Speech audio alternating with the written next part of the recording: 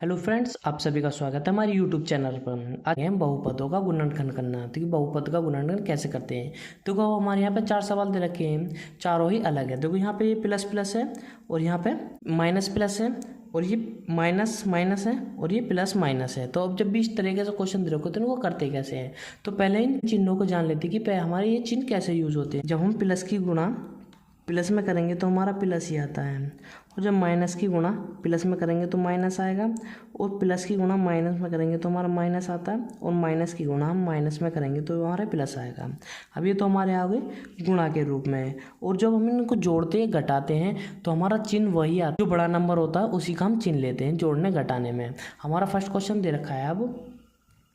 अब देखो, जब भी हमें गुणनखंड करना हो तो इसको करते कैसे। अब जो लास्ट डिजिट होती है इसकी मल्टीप्लाई इसमें यहाँ शुरू में करते हैं।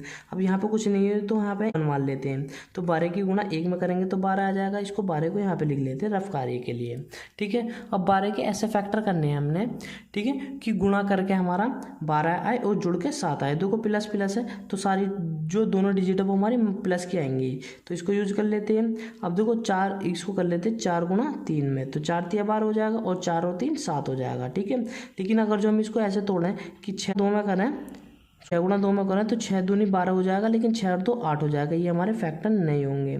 अब इनको लेते हैं हमारे 4 और 3 में। अब एक्स स्क्वायर को ऐसे लिख लेते हैं, अब इसको ऐसे लिख लेते हैं। अब देखो दोनों यहाँ पे प्लस प्लस है तो ये दोनों ही चिन्ह जो है हमारे दोनों ही डिजिट जो प्लस के आएंगे, तो 4x प्लस के 3x। इस 12 को ऐसे लिख लेते हैं प्लस के 12। अब देखो ये जो नंबर आए इन दोनों का एक पेयर बन जाता है, इन दोनों का एक पेयर बन जाता है। अब देखो यहाँ पे भी एक्स स्क्वायर है, एक्स स्क्वायर को हम ऐसे लिख लेते हैं, एक्स गुणा एक्स लिख देंगे। तो यहाँ पे 2 बार लिख रहा है एक्स, तो ये वाला एक्स यहाँ पे भी है और यहाँ पे भी, तो इस वाले एक्स को बाहर ले लेंगे। तो यहाँ पे एक एक्स बचा उसको यहाँ लिख देंगे, यहाँ प्लस है तो बीच में प्लस लगा देंगे। अब ये वाला वो कंप्लीट हो गया। अब यहाँ पे प्लस है तो प्लस लगा देंगे। अब देखो 12 को हमने 4 गुणा 3 में लिखा था, 3 इधर भी है यहाँ पे, तो 3 कॉमन ले लेंगे। अब यहाँ पे एक्स बचा तो इसको यहाँ लिख देंगे और प्लस के, अब यहाँ पे 4 बचा तो 4 को लिख देंगे। अब देखो ये दोनों हमारे सेम है तो इनमें से एक कॉमन ले लेंगे, तो एक्स प्लस के 4। अब जो बाहर बाहर बच रहे हैं उनको लिख देंगे, तो ये बच रहा है एक्स प्लस के 3। तो यही हमारा आंसर हो जाएगा। ऐसी सेकंड क्वेश्चन देखते हैं इसका। तो सेकंड क्वेश्चन दे रखा, इसकी ऐसी मल्टीप्लाई करेंगे इसमें, तो 12 की गुणा यहाँ पे कुछ नहीं तो 1 है, तो 12 की गुणा 1 में करेंगे तो 12 आ जाएगा।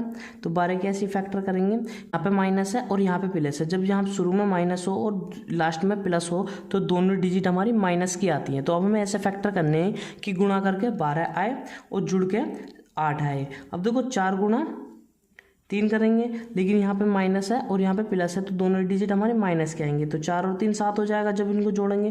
तो ये तो हमारे फैक्टर नहीं होगा, तो इसको तोड़ेंगे हम इसमें 6 गुणा 2 में। अब देखो दोनों माइनस हो जाएगा तो 6 और 2 8 हो जाएगा, ठीक है। तो इसको ऐसे देख लेते हैं, तो एक्स स्क्वायर तो यहाँ पे लिख देंगे माइनस के 6 एक्स और 8, इसको लिख देंगे 2x, और ये वाला प्लस का हमारा ऐसे आ जाएगा, ठीक है। अब देखो यहाँ पर कंडीशन याद रखना कि जब ये माइनस हो और प्लस हो तो दोनों ही डिजिट हमारे माइनस के आएंगे।